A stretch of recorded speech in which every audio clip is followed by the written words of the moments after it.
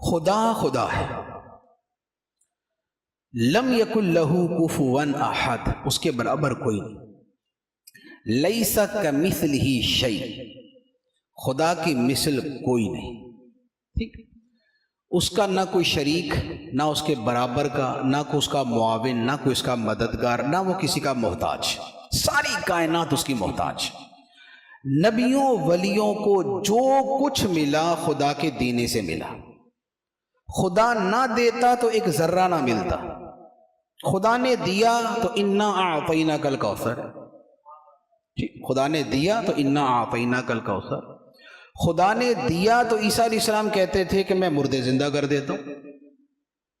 میں کوڑیوں کو شفا یاب کر دیتا ہوں، میں اندھوں کو بینا کر دیتا ہوں، میں غیب کی خبریں دیتا ہوں۔ خدا نے دیا تھا تو موسیٰ علیہ السلام عصا رکھتے تھے، اشہا بن جاتا تھا،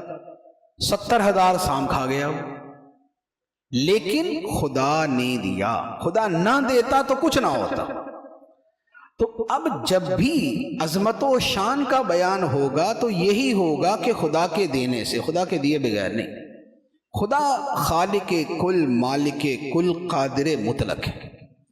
عیسائیوں نے چونکہ عیسیٰ علیہ السلام کو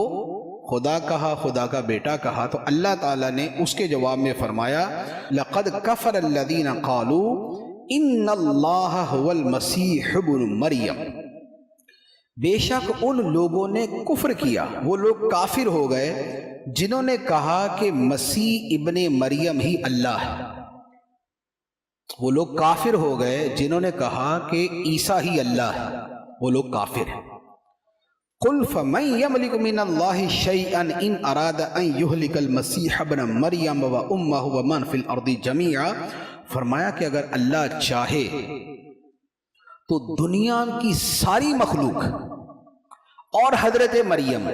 اور حضرت عیسیٰ سب کو فنا کر دے، اگر خدا چاہے تو سب کو فنا کر دے، اور یہ حقیقت ہے، یہ 100% حقیقت، بلکہ ایسا ہوگا، دنیا فنا ہوگی، ایسا ہوگا۔ عیسیٰ علیہ السلام بھی وصال فرمائیں گے، آپ کی وفات ہوگی، حضرت مریم وفات پا چکی،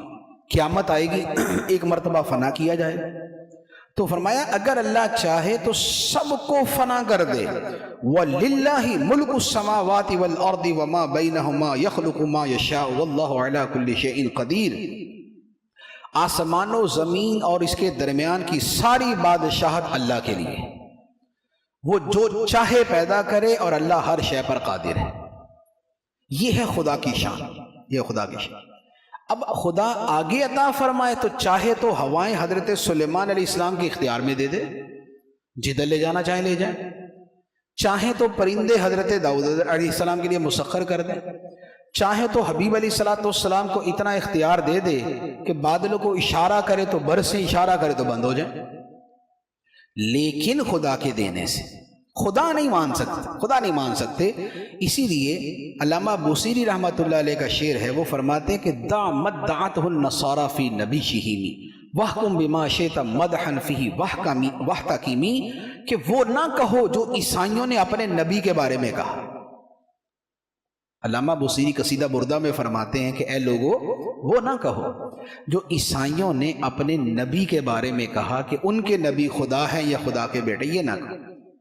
وَاحْكُمْ بِمَا شِئْتَ مَدْحًا فِيهِ وَاحْتَكِمْ، اس کے نیچے جو چاہو کہو، اس کے نیچے جو چاہو کہو، خدا نہیں، اس سے نیچے کہو، پھر جو چاہو کرو، کہ خدا نے اپنے حبیب کو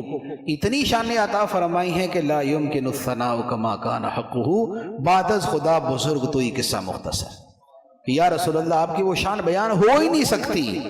جو بیان کرنے کا حق ہے۔ اتنا کہہ سکتے ہیں کہ خدا کے بعد افضل ترین ہستی ہمارے آقا صلی اللہ علیہ وسلم کی، لیکن رضا نے ختم سخن اس پہ کر دیا، خالق کا بندہ، خلق کا آقا کہوں تجھے، یہ نبی پاک علیہ السلام۔